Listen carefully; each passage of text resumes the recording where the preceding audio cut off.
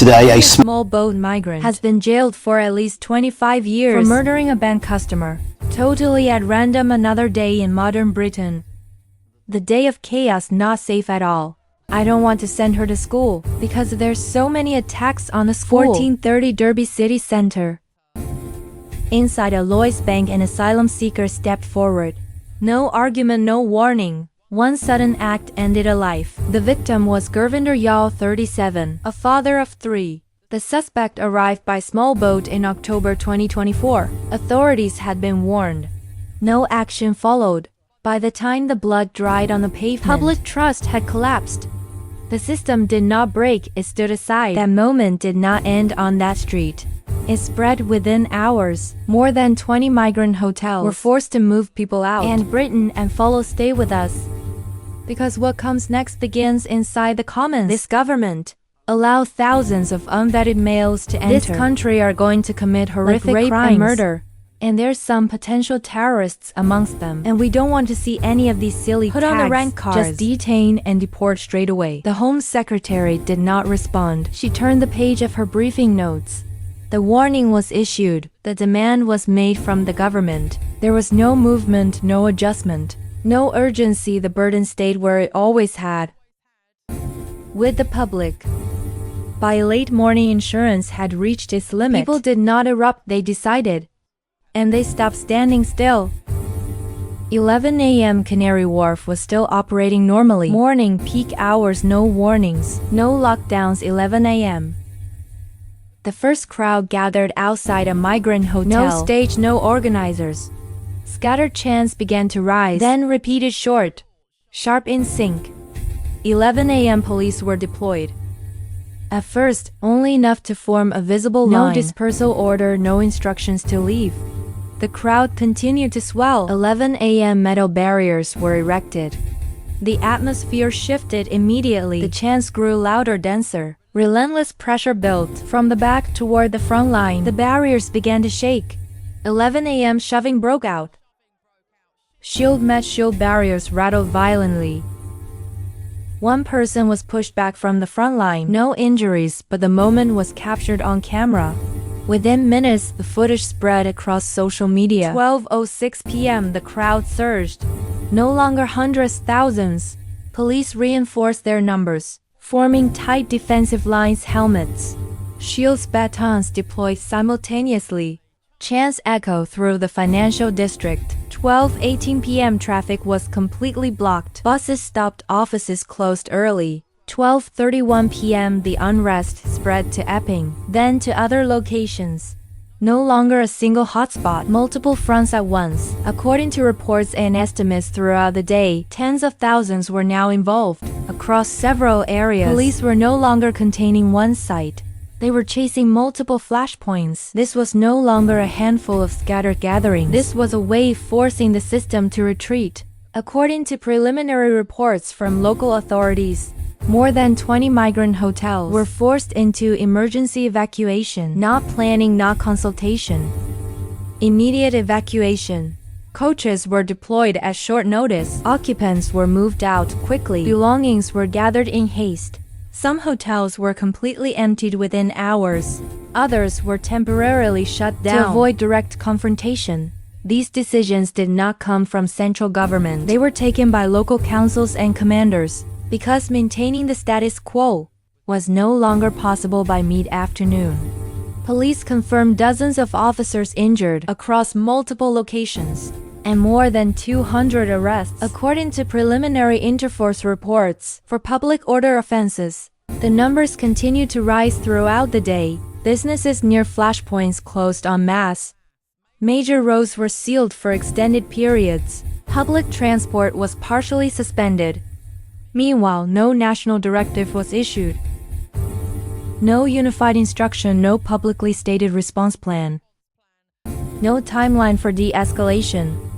Instead, each local authority and police command was forced to make rapid decisions in isolation under emergency conditions. By evening, the Home Office acknowledged unrest, but continued to describe the situation as isolated incidents outside.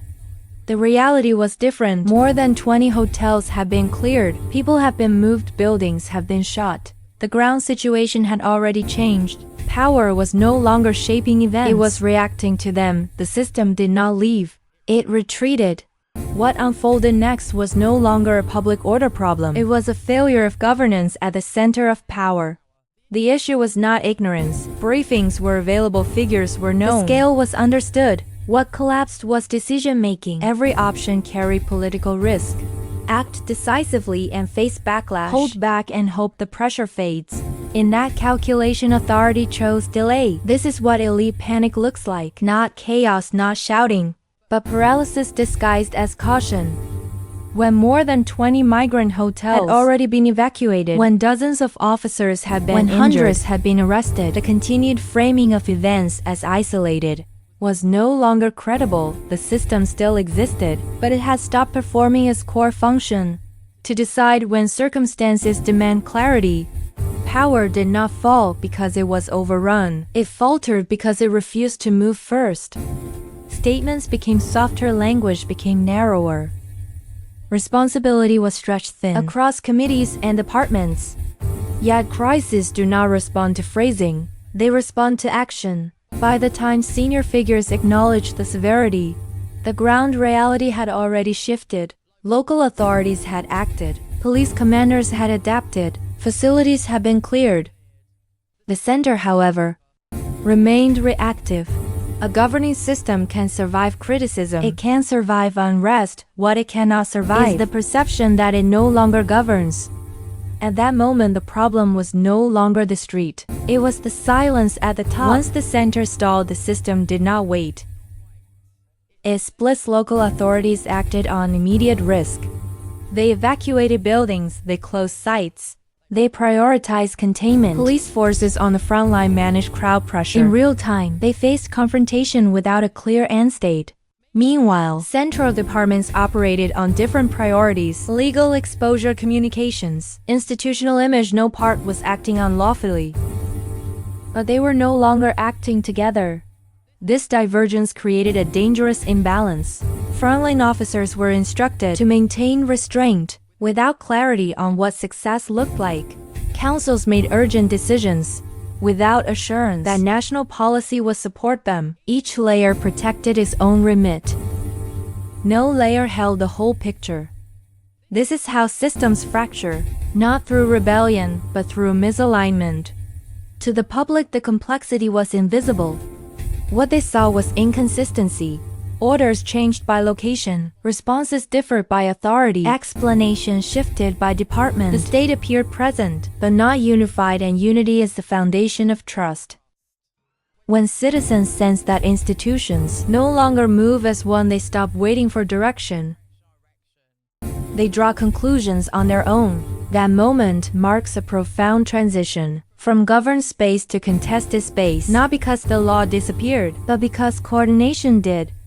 When the crowds disperse, what remains is not the damage, it is the precedent. This was not a spontaneous reaction without reason. It was the consequence of prolonged concerns. Heard too late, warnings were raised. They were recorded, they were processed. They were not acted on. And when systems respond only after tragedy, they send a clear message. Patience brings nothing, that is the danger. A stable society depends on early response, not late reaction, on trust built quietly, not authority enforced loudly. When people believe, their concerns disappear into bureaucracy. They stop waiting, they start acting. Not because they want disorder, but because they see no other channel left. This is not a defense of unrest. It is a warning about what happens when prevention fails. Governments do not lose control when streets are up. They lose control long before, when listening is replaced by delay, and responsibility is replaced by procedure. The lesson is simple and unforgiving. If leadership moves only when forced, pressure will always return stronger, faster, and harder to contain. Trust once broken does not return with statements. It returns only when people see that warnings matter. Before blood is spilled, that is the real cost. And that is the real warning.